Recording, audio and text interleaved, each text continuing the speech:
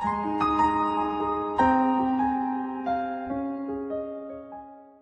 guys! Yan, mag-video po ako ng some tips of OFW and Middle East. Ito po, magbibigay lang po ako ng tips sa inyo na yung pong mga baguhan po dito at saka yung pong mga baguhan na gustong mag-apply. Ayan, bibigay ko lang po yung mga tips or konting payo na mga napagdaanan ko at saka experience ko na po at saka ng mga kaibigan ko, mga kakilala ko. Yan, ibibigay ko lang po yung konting tips para po may kaalaman kayo. Yun po sa mga baguhan dito sa Middle East at saka yung pong mga balak mag-apply. Ito po, bibigyan ko po kayo ng ilang tips. Unang-una dito, lakas ng loob. Siyempre, bago ka magdesisyon na mag-apply, magtrabaho dito, na kagaya ko, lalong-lalo na kagaya namin na mga domestic helper, mga kasambahay po. Dapat malakas ang loob mo. Dahil una pa lang, mag-apply ka pa lang, or mag-a-apply ka pa lang, dapat meron kang sapat na lakas ng loob. Sabi nga, kasabihan, lahat ng hindi mo nararanasan sa Pilipinas, dito mo mararanasan sa abroad, na akala nila masarap ang buhay abroad. At hindi mo malalaman yung sitwasyon ng buhay abroad hanggat hindi mo na raranasan at nasusubukan. Yan. Pangalawa, determinado. Dapat determinado ka kahit anong mga sitwasyon yung humahadlang sa'yo. Anong mga dahilan yung parang pakiramdam mo hindi para sa'yo. Parang ang daming dahilan para hindi ka tumuloy magtrabaho dito, mag-apply dito. Maraming dahilan. Kung determinado ka, walang makakapigil sa'yo. Number 3, focus sa goal. Ayan. Dapat yun nga, mag-focus ka.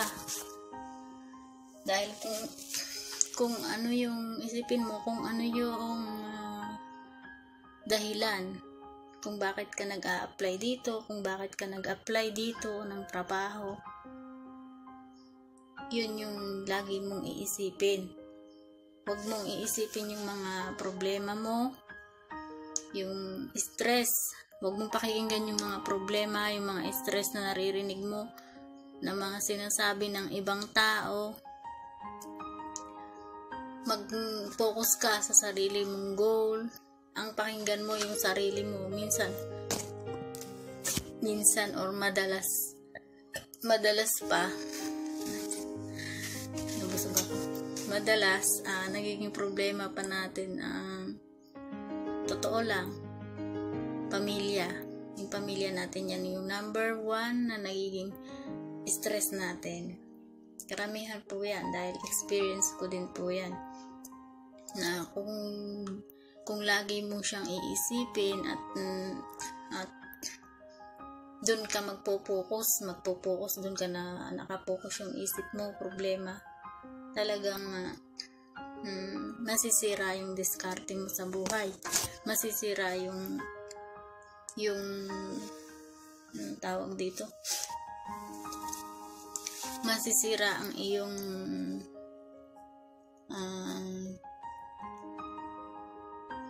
parang pangarap mo na magtuloy-tuloy, ganyan. Masisira yung mga plano mo, pati yung pag-iisip mo. Parang nawawalan ka na ng pag-asa, parang nawawalan ka ng gana na magpatuloy, ganyan, dahil nga sa mga problemang dumarating sa'yo. Yan, dapat focus ka sa goal mo. Huwag mo intindihin yung mga problema kasi lilipas din. Totoo. Kasi experience ko din po yan. Lahat ng problema na dumarating sa atin, lumilipas din po yan. Parang kung itatambay mo talaga sa'yo yung problema mo, talagang naandyan lang yan. Dapat padaanin mo lang siya. Hayaan mo siyang lumipas. Ibigay mo sa iba. Ganyan ang gawin natin. Para magaan ng buhay, di ba? Number 4, makisama. Ayan. Marami dito. Base sa experience ko, marami akong kaibigan din na nagtatrabaho abroad.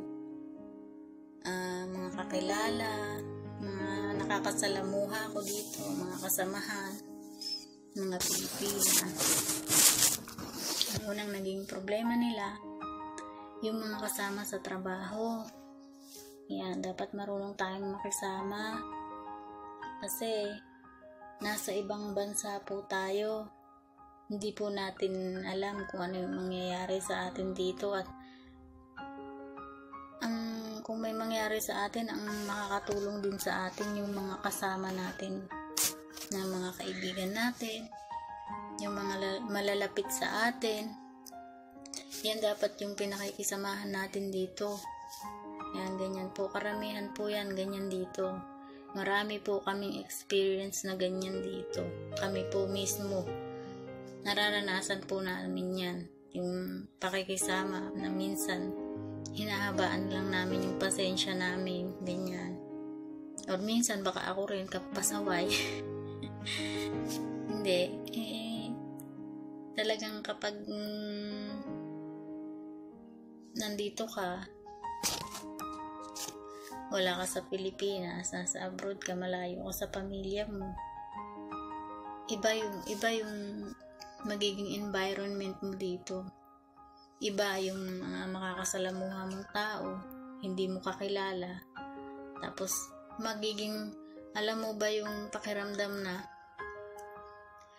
may nakasalamuha kang Pilipina, may nakikita kang Pilipina, napakasaya nun. Dahil ang pakiramdam mo na sa Pilipinas ka, pakiramdam mo hindi ka nag-iisa, ganyan yun. Kaya dapat kung may kasama ka, kung may nakakasalamuha kang Pilipina, pakisamahan mo siya. Huwag matuto kang makisama, ganyan. Kasi unang-una, kung magkakaproblema ka talaga, yan ang unang tutulong sa'yo. Pag nagkasakit ka, yan ang tutulong sa'yo. Yan ang tatakbuhan mo. Pag talaga emergency, wala kang magawang pag may mga problema ka, yan ang tutulong sa'yo. Kaya makisama ka. Halimbawa, magkasama kayo sa isang bahay. Kung anong kinaiinis niya, huwag mo nang ginagawa. Kung ano yung mga, alam mo naman, Diyos ko, nag-apply ka rito eh. Alam mo ang mga hindi dapat gawin para mag-away kayo ng kasama mo or ano yan. Dapat matuto kang makisama. Number 5, tiyaga, pagtitiis, at ayan, patient, pasensya. Ayan. Kailangan po may tiyaga tayo sa trabaho natin. Magtiis po tayo kung ano itong binigay sa atin ni Lord. Pagtiisan po natin kasi ginusto naman natin na magpunta dito. Huwag puro reklamo lang ng reklamo sa amo. Huwag puro reklamo ni amo yung inireklamo mo. Pakinggan mo rin yung reklamo mo kung hindi tumatama sa'yo. Kung ikaw, wala ka bang problema sa sarili mo, bakit ganyan yung amo mo? Diba? Magtiis ka. Kung ikaw, swerte naman sa amo na kumakain ka ng maayos, nakakatulog ka ng maayos, magtiisan mo na kasi kung ikaw makikinig ka sa iba na ganito, hindi maganda yung amo mo, hindi maganda yung sahod mo dyan, lumipat ka dito. Dito ka na lang mag-apply, dito ka. Alam niyo po ba, ang dami kong kakilala na ganyan. Hindi sila nakatagal sa trabaho nila dito or sa ibang bansa, hindi sila nagtatagal. Limbawa, may 1 year lang. Minsan yung iba nakakatapos ng kontrata, tapos lilipat sa ibang bansa. Akala nila maganda doon. Ngayon, uuwi, hindi pa tapos ng kontrata. Minsan, yung palipat-lipat ba ng apply, apply. Siyempre, yung iba naiinganyo din sa ganito. Yung amo ko kasi, ganyan. Hindi niya na pinagtiisan. Ang hirap po mag-apply ng palipat-lipat. Yan. Kaya kung ikaw swerte ka naman sa amo mo, pagtiisan mo na. Dahil ang hirap humanap ng matinong amo. Basta sapat naman ang kain, tulog mo, sumusweldo ka, okay na yun. Yun lang naman hanap natin. Huwag tayong mainggit sa blessings ng iba. Kasi may kanya-kanya tayong blessings. Yan. Maging mapagpasalamat pa tayo. Yan, habaan din ang pasensya. Yan, yung pasensya sa mga amo, habaan natin. Kasi amo yan nagpapasweldo sa atin eh. Huwag naman yung parang ikaw din ang amo. Parang ako lang. Tinamaan ako dun. Pag galit yung amo ko, galit din ako. Natawa ako dun Number 6. Respeto sa amo at sa kasamahan na yan. Dapat may respeto tayo sa amo natin. Diba sila dito yung hindi sila Kristiyano. Yan. Siyempre pag nagdadasal sila, huwag kang paharang-harang. Kasi lumuluhod yan sila eh. Tumutuwad. Tumutuwad. Ay, sorry. Lumuluhod na ganyan. Ayan. Huwag ka dun dumadaan-daan sa pinagsisimbahan, pinagdadasalan nila. At saka pag kumakain sila, pag nagdadasal sila, huwag mong tatawagin, huwag mong kakausapin. Yan yun. Respeto. Kahit na nagagalit sila sa'yo or may kinagagalit sila, lagi kang respetuhin mo pa rin. Ipakita mo pa rin yung mahaba yung pasensya mo, may respeto ka. Kasi doon tayo kilala ng mga Pilipino na napakahaba ng pasensya natin. At ang respeto, yung ugali natin, attitude ng Pilipino, ang gusto ng mga ibang lahi, yung mga worker na Pilipino ang gusto nila dahil po sa magandang attitude natin. Kaya dapat yan panatilihin po natin. Yan, number 7, know your rights. Ito. Dapat alam mo yung mga karapatan mo bilang trabahador. Kahit ano pang trabaho mo dito. Kagaya ko na lang. Halimbawa, ako isang kasambahay. Alam ko yung mga karapatan ko, kaya hindi ako dapat aabusuhin. Yung umpisang pagdating mo rito, makiramdam ka na kung anong ugali ng amo mo. Dahil kung hindi mo siya kayang hindi niya kayang makinig sa mga, halimbawa may nagkakaproblema kayo, hindi niya pinakikinggan kung ano yung karapatan mo, ipinipilit niya lang ang gusto niya, hindi magandang amo yan. Kung halimbawa kasambahay tayo, ang mga gamit mo ikaw pa ang bibili, hindi po. Karapatan po natin na ipilit sa kanila na sagot nila ang gamit natin. Pati pagkain po, hindi po tayo ang bibili. Karapatan po nating magreklamo. Yan, dapat alamin po yung mga karapatan natin kasi kapag alam nila na hindi mo kaya, na ikaw tahimik lang, ganyan. Yung hindi mo kayang umalma or ibig sabihin, sige ka lang ng sige sa mga sinasabi niya. Yan, yung okay lang ng okay sa'yo, yung gusto niyang mangyari. Hanggang sa matapos yung kontrata mo. Ganyan na siya sa'yo. Ganyan ang ugali niya. Kasi hinahayaan mo lang siya na inaabuso ka. Hindi po. Kailangan ipakita mo na ikaw may kaalaman ka sa iyong karapatan, na porke kasambahay tayo, wala tayong alam. Hindi po, wag niyo pong sanayin ang mga amo niyo sa ganyan. Kailangan po matuto tayo, alamin ang ating mga karapatan. Magbasa tayo, mag-research tayo anong karapatan natin dito, or kung meron kang mga kaibigan, kakilala, magtanong ka. Wag yung puro na lang pag sinabi ni amo mo na ganyan, oo ka lang ng oo. Hindi po. Wag pong ganun, ha. Number 8, diskarte. Common sense. Ayan. Yung diskarte, ha. Kailangan natin dala-dala yan. Kasi ito, ha, unang-unang mga problema ng mga kasambahay dito. Sabi nila, reklamo nila, hindi ako pinakakain ng amo ko. Bakit ka pa kakainin na amo mo? Ikaw ang nagsisilbi sa kanila. Hindi ka naman nila pagsisilbihan. Ikaw ang magsilbi sa sarili mo. Alam mo, hindi naman sasabihin na amo, hindi naman gigising ang amo na agahan para ipaghanda ka ng agahan mo. Hoy. Sorry. Gumising ka ng maaga. Ayan. Ipaghanda mo ng pagkain yung sarili mo. Hanggang tulog pa sila. Bilisan mong kumain, Inday, kasi hindi ka naman boss. Ayan. At saka po, ang technique pa dito, ha. Kapag alam mong madamot sa pagkain yung amo mo, wag mong ipakita, wag mong ipahalata na kinakain mo yung pagkain nila. Kakain ka pa isa-isa lang. Sisimple ka lang kung gusto mo yung pagkain. Tapos nabuksan na.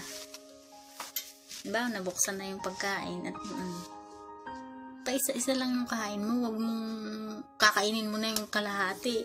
Magagalit talaga yan. Pag nakita nilang ganun ka, pag nakita nilang ganun ang ugali mo, itatago na yung pagkain na alam nilang kinakain mo. Pangalawa, hindi na yung bibili ng ganyan. Tapos yun, pagtataguan ka na nga ng pagkain, karamihan dito inilalak ang rep, ang mga pagkain, nakalak. Kaya ang diskarte, habang kung tulog pa ang mga amo mo or wala mga amo, sisimple ka na kumain. Huwag naman yung kain na anli kasi para hindi na hahalata ng amo. Kasi karamihan sa amo dito, karamihan talaga madadaamot. Kaya kung ikaw swerte ka sa amo mo sa pagkain, napakaganda nun. Ako talaga, anli ako sa pagkain dito. Ako lang ang sumusuko. Hindi ako matakaw. Meron naman kasing mga Pilipina dito na umaabuso. Totoo po yun, ha? Sorry sa word, pero totoo. May mga Pilipina kasi na sa totoo lang nakakaano din yung mga ugali pagdating sa pagkain, kaya nakakahiya. Kaya yung mga amo talaga nag-ano sila ng moves nila. Yun. Siyempre, ano din yun eh. Ibig ko sabihin, wag mong ipakita, wag mong ano na ganyan ka. Magpasimple ka naman, Inday. Diba, ganyan lang yung diskarte natin dito. Wag mong ipakita na matakaw. Halimbawa, matakaw ka. Yan, nasabik ka sa manok. Halimbawa, matakaw ka sa manok. Mag-ulam ka ng isang manok, isang araw. Magagalit talaga ang amo mo. Ilalak talaga nila ang rep. Ganyan.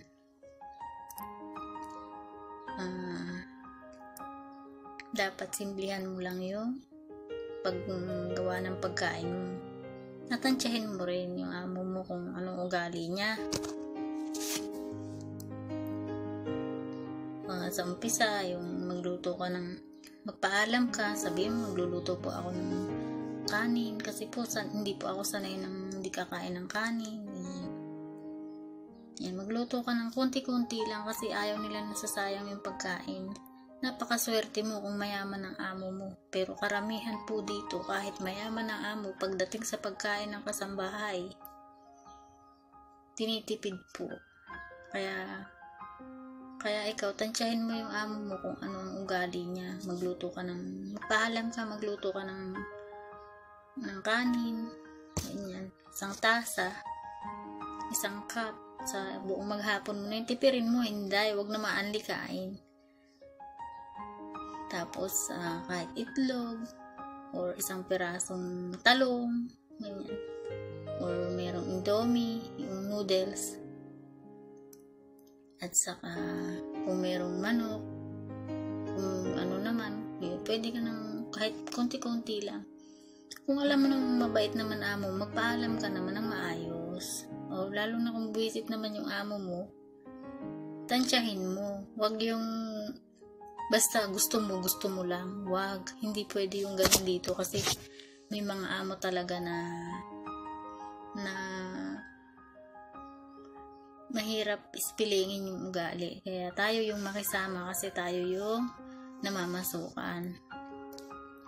At isa pa, ang huling-huli, common sense ha. Dalhin natin yung common sense natin dito dahil karamihan dito sa mga dito, mali-mali yung mga salita nila, mali-mali yung English nila, mahihirapan kang intindihin.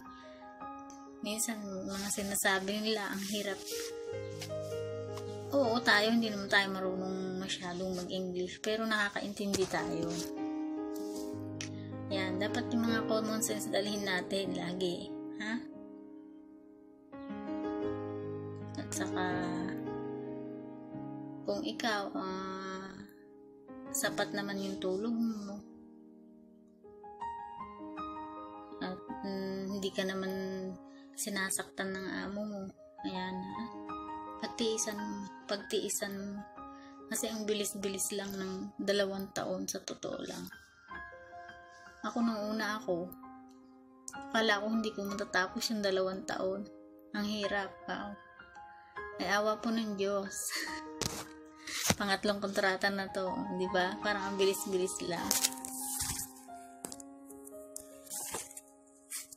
Yun lang po yung simpleng tips ko.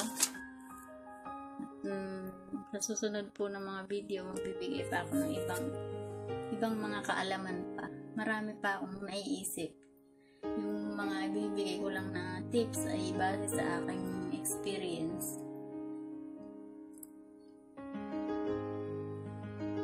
Ayan, salamat sa inyong panonood. Subscribe niyo po ako. Likes. Thank you po and God bless.